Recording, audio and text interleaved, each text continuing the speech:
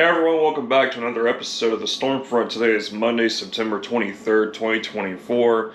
This episode is going to be more of a talker because I got some updates in here to tell you all about in regards to what's been happening lately with not only training, but my next race, which is coming up pretty soon actually, and potential plans down the line.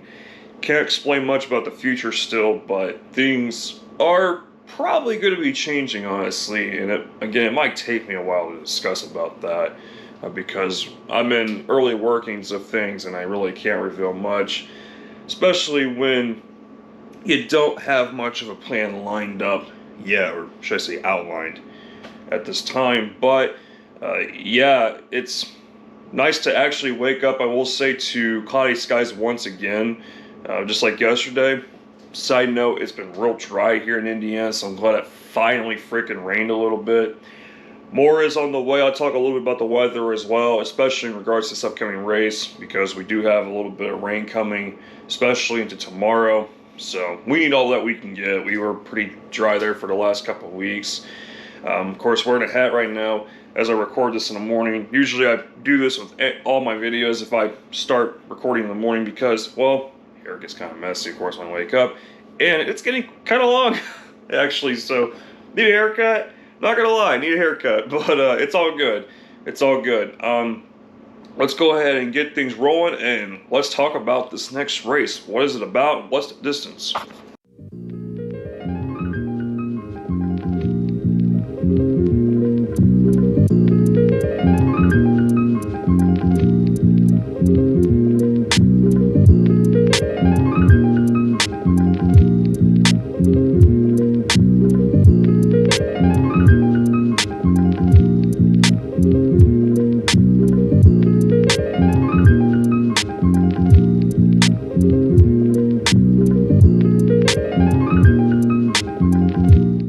Let's talk about this next race, guys. So if you watched episode 7 of the series, I mentioned about a tentative race schedule. And the first race on that list was the Run 317 event on Thursday, September 26th. Well, I can officially confirm with 100% validity that I am doing that race. It's in 3 days, and I'm kind of nervous for it, because the last few weeks have been pretty much biking related. But I'm not like, having run-of-the-mill tame bike rides. I'm having some aggression with these. Every week I'm doing one session of like 4x5 minute hill or something like that along those lines. And then I'm also doing one speed session per week as well, where I kind of, of course, accelerate quite a lot in a short amount of time, for a short amount of time, I should say, and kind of like, of course, trying to burn calories, get that heart rate up, really trying to get the heart rate up. That's one of my bigger focuses, but of course, something that's important too, a faster heart rate in relation to cycling is kind of different when you're talking about running, because in general, when you run, you're putting more stress on your body in a different way with running, although cycling can improve running, which I've had happen before in the past. The only way you get better at running is by simply running. But cycling is a very effective cross-training tool that us runners can use in general, or even swimming or doing other things. But cycling isn't going to necessarily 100% replace running, especially if you want to be the best you can possibly be in running. My goal the last few weeks has been able to try and regain some sort of fitness back, because I lost a good amount of fitness from like May through July with not running much, and it was a real shame that that process had to go down, but it is what it is. So essentially, I'm just basically trying to take advantage of being on the bike, trying to get in a good effort. You can, of course, you work some of the same muscles while biking as you work with running, like quad muscles, and of course your calves as well when biking, especially if you're like really putting the pedal to the metal. But it's difficult in a way too. It's got a nice unique difficulty, and with when it comes to cycling, because of what you're having to do to try and garner some sort of fitness. Now, of course, aerobically, you'll have more capacity there because, in general, like I said, you're working up your heart rate, you're pushing it a bit, so it's nice to know that. But come race day, my legs are probably going to like try to crap on me early because I just haven't ran. So the hope is that I can hang on, and I will hang on because I honestly have nothing to lose at this point right now. This is the step back into the game, right? This is something where I'm trying to get back into the fight. I mean, it's going to be a war Thursday. It will be a war on Thursday for myself, but you know, I signed up for this. I got a race, you know, and I'll probably have another mental check Thursday morning like, oh wow, I actually have to race 3-on-7. Now you're probably wondering, 3-on-7, what's the distance? Well, it's 3.17 miles. It's pretty much right over a 5K, but yeah, I did it before. I did the Fountain Square race in 2022. Ran pretty well in that one, actually. But thankfully, it has rained too, because if we had gotten to this race dry, then that would have sucked because the dry air had been bothering me the last couple of weeks. Because my sinuses have been kind of acting up a little bit more, especially. So, but with this rain that we just got yesterday and then more on the way today, and I'll kind of even mention a little bit about what's been going on too, because last night we had a pretty bizarre situation happen northeast of here. So, more on that in a little bit in this episode, but so coming up though with this, with today, coming up for me, I'm going to go ahead and ride the bike today. I was going to run, but I'm like, you know what? I think I'm going to save the running for Thursday. I'm kind of in that between a rock and a hard place right now because I don't exactly know. Like my mind, my part of my mind's like, hey, you should get your legs ready for Thursday. But it's like, if I run today, then I'm going to really be feeling it. But either way, I'm kind of in a, I wouldn't say I'm in a tough spot, but I'm in a real interesting thinking pattern with things. So, gonna ride, gonna do probably just 2 5-minute hills today, 2 5-minute hard intervals with hills, and call it a day, because I do not want to expend too much energy. So, I'm gonna get out there and do it, and then I will report back, guys. So, I'll see you in just a little bit.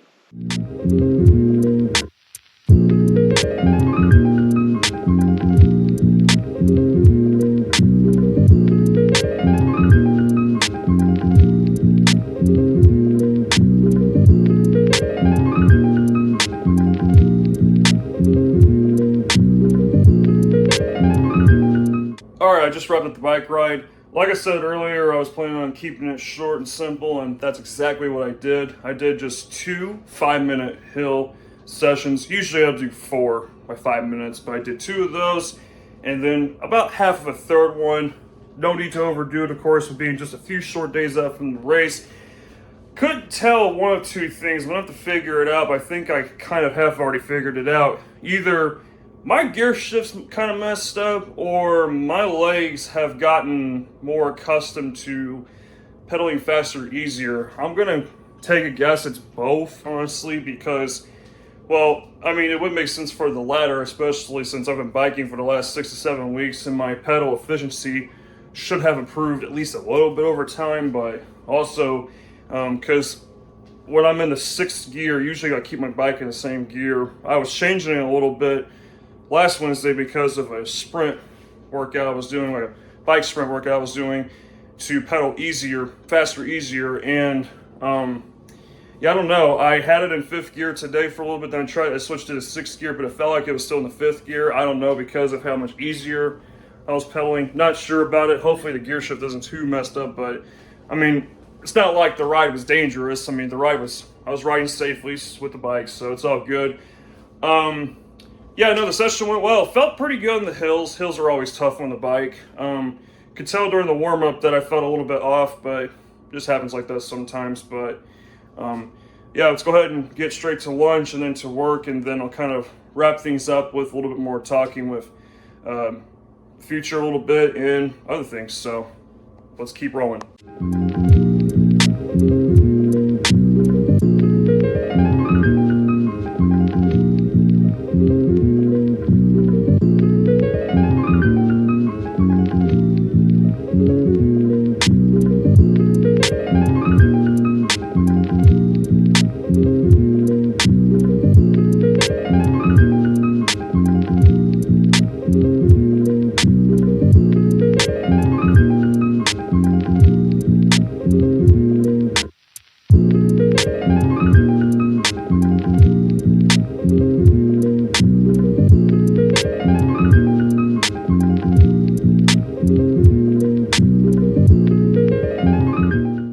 Alright, so the work week's getting off to an interesting start, especially coming off of the surprise we had yesterday with at least 2 tornadoes, but of course one of them was technically confirmed to be a land spout by the Weather Service in Indy, although to me it was basically a tornado because of the characteristics, and also when you look at the difference between tornado and land spout. But regardless, there was some damage in an area called Kamak, just north of Yorktown. Radar was not picking up on the rotation very well at all, but you could see debris though, as I'm showing you in B-roll there, of the tornado north of Yorktown.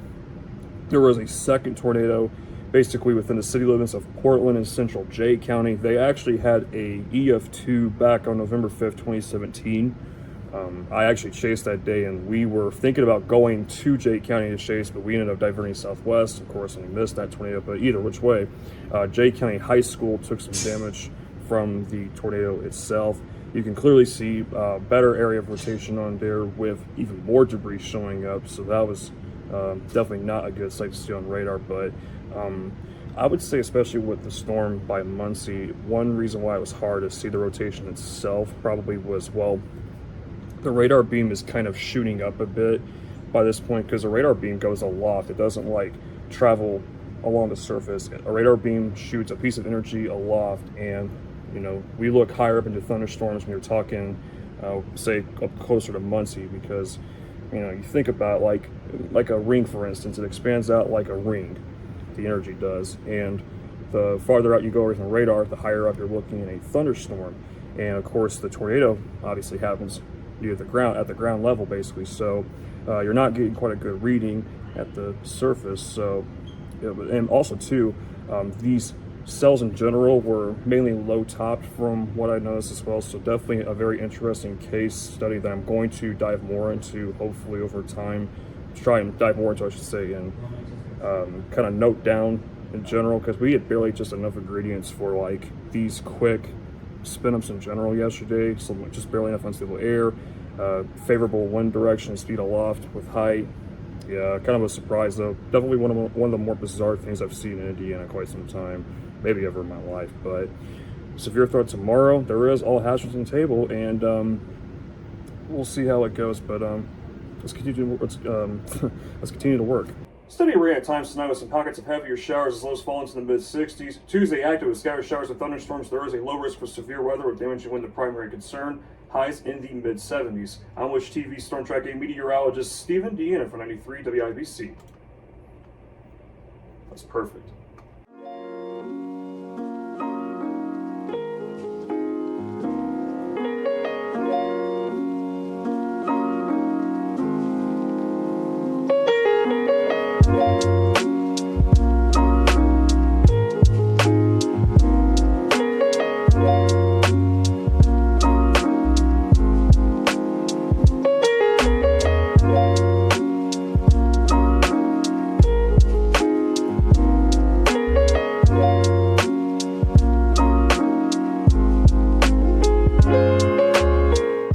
So just pretty much got rid of my headache. It is 9:21. I'm about to go watch whatever's left of Monday Night Raw for the next hour, 40 minutes.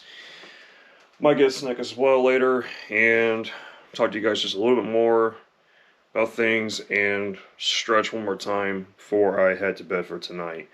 Might even play some Minecraft with my best friend. We'll see. I think I will. I think I'll be fine to do that, but yeah, let's conclude the rest of today and this episode as well.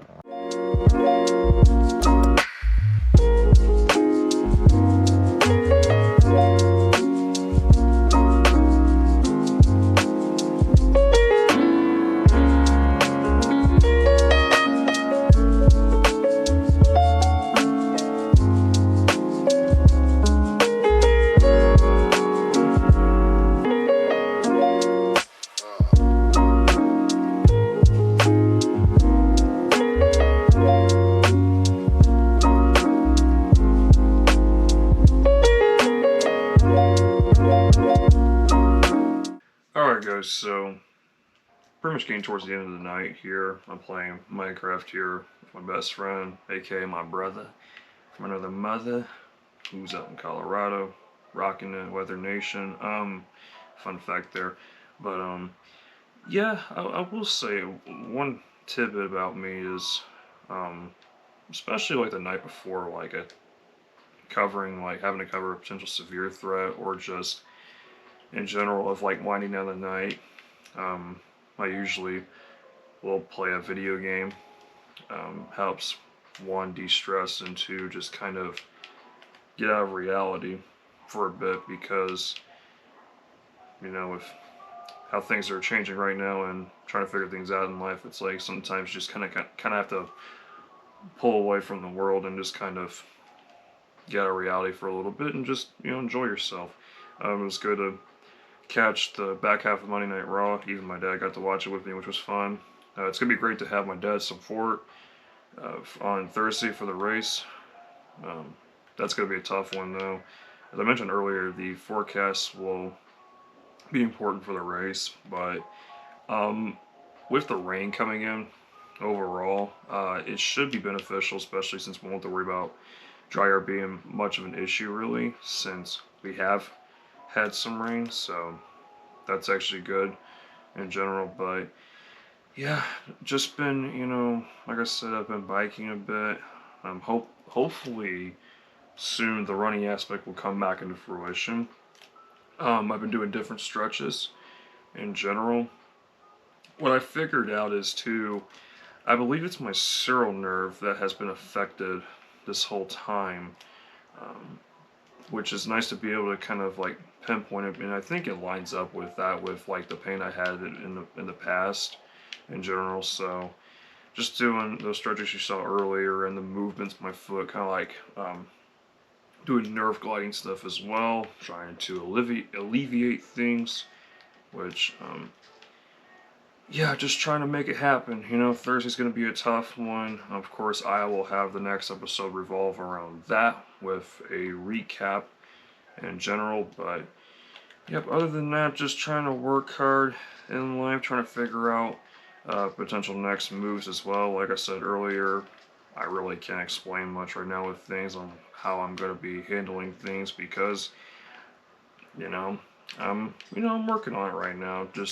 But continuously working, and of course with God on my side, everything will work out. The plan is still in the making, and over the last couple of years, it's been at times I've been frustrated with it, but recently I think I've just finally have been able to just sit there and say, you know what, I mean, God has been working on it for a reason. They don't say that he gives his toughest battles to his strongest soldiers for no reason. So, I try to remember that when I need to. And I think one other thing too, guys, I'm not trying to be religious here, but I think it's ironic that we are going over Revelations right now, especially with the time period we are in and what's coming up with things. Because Revelations is where everything kind of unravels in the Bible. So I just think it's ironic that we've been studying that at church lately. But I guess perfect timing with it, I guess you can say, just by coincidence. But it is what it is. Thank you guys for watching this episode. I hope everything with you has been going well lately. Hope your training or anything else in life's going on. Also, everyone in Florida, please be safe. The hurricane, or what's to become Helene, could be very dangerous. If you live in Florida and you watch this stuff, please, I just want to let you know, please be safe. College football Week 5 picks will be out by the middle of this week as well. And stay tuned for episode 9 of the Stormfront. The series will continue to get deeper and deeper as we get closer to November, as things ramp up. And I will have more answers down the line with things as well. So I'll be able to elaborate more. And hope you guys stick with me on this journey, because pushing the next year, I'm actually pretty excited about next year in general as we get closer to it. I know we still got a couple months to go in 2024, but yeah, as we wind down towards the last 3 months of 2024, let's start to build towards bigger and better things, guys. So thank you once again. I will see you guys in the next one. Peace.